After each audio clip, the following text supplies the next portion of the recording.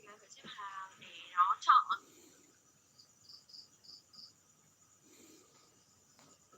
Gớm bài đặt cái chai này nữa, mẹ còn sĩ. Anh Ngốc ơi, anh Ngốc. Mọi người ơi, cho em xin một cái máy bay giấy nữa mọi người ơi. 6 phút em offline rồi. Buồn ngủ vãi rồi nên phải đi ngủ may học đây.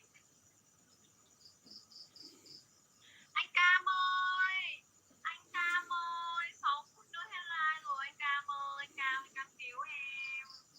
Anh Cam ơi, mọi người ơi.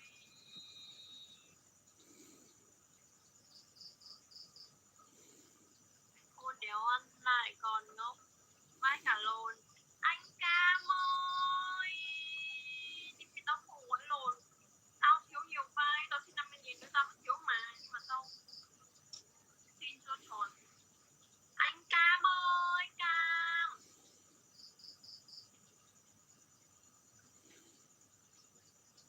Ê, sao ai cũng bảo em là béo lên vậy? Quy hát karaoke. Đéo gì đấy. Thằng này tao đánh tay xỉu mà. Để năm mới cho Ngọc. Đúng mà, thì mẹ mày sĩ nhì cực nhì. Hay là tao tăng cân thật á? Anh ơi, hay là do em bữa mày bữa mặt mày bữa nay đừng được chụp đến. Ê, sao ủa thật hay là em thật á? Ui thật à, thì mẹ phải xoay vô. Thật á, thật á.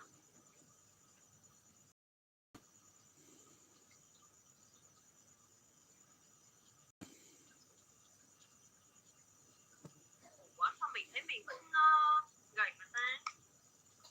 Ủa, nhưng mà nói chứ đi quân sự tăng 2 cân. Ủa,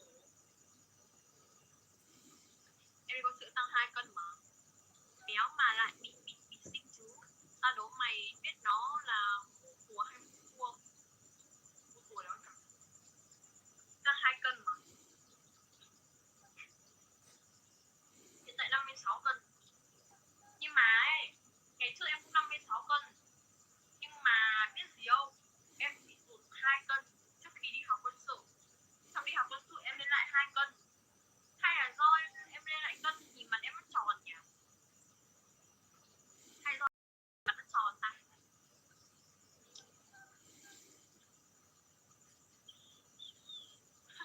Theo nghe cục.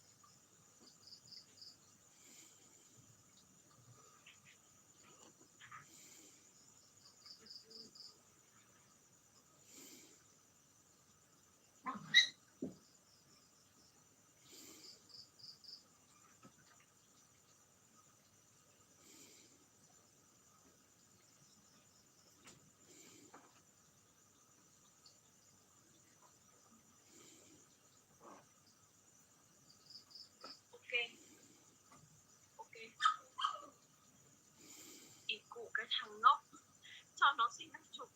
Quận ấp này hay nhỉ, có 3 cái đòn chim một mãi. Thế mà nó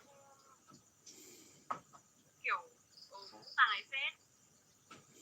Hello bé Lim, nó đéo cho em 50.000 đâu anh ấy không cho em 50 đâu.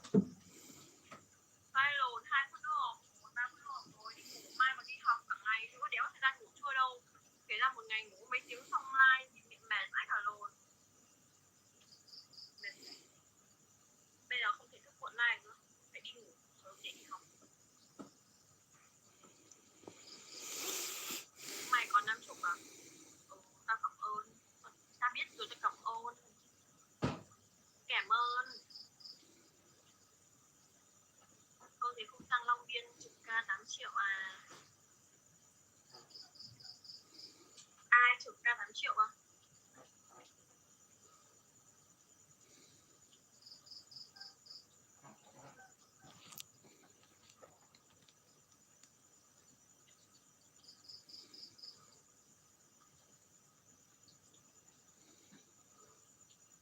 Thằng Cường còn 50 xin đi. Em tưởng thằng Cường hết 50 rồi. Cường ơi, cho tao xin 50.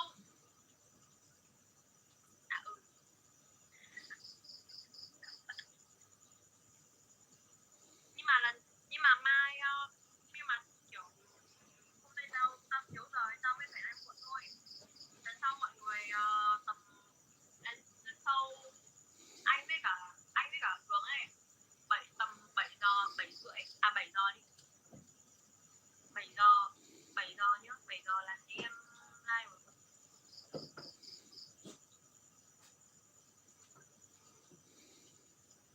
Bắt nó thêm live 5 thêm phút nữa, 10 phút đi. Ok bạn ơi.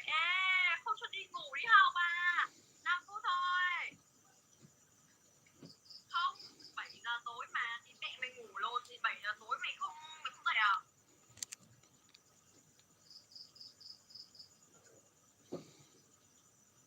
Hả mày?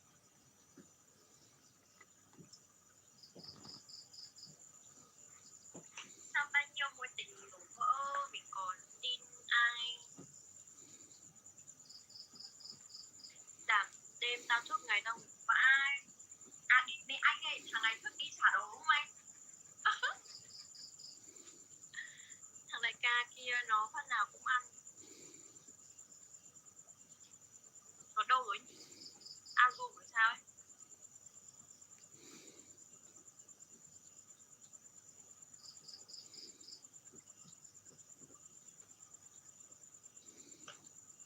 Thằng bay trên này á? Quân nhà cái. Ôi nhưng mà anh ơi, khi thở anh mới vào thật á? Đừng hòng bịp anh em tao.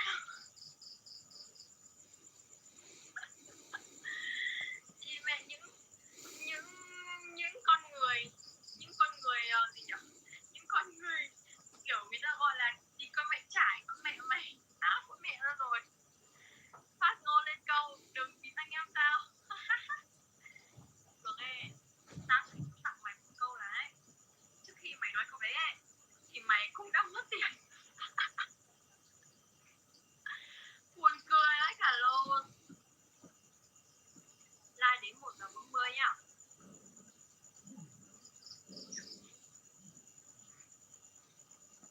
Hello, hello anh Tít 2020. Ngu như lợn, chiều đánh lên 52 mới vào lô đánh mẹ hết. Đấy là luôn. Anh đánh lô, hôm nay anh hút lô không? Hello anh 96 nha. Mọi người ơi, mọi người. Vãi cả gãy à. Ở đêm mà đánh nhỏ ấy mọi người ạ. Đêm hay bẻ lắm. Đêm hay bẻ lắm, đánh 500 mà. Nguy hiểm.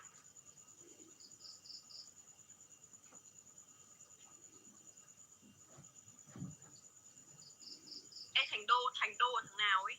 Thành Đô là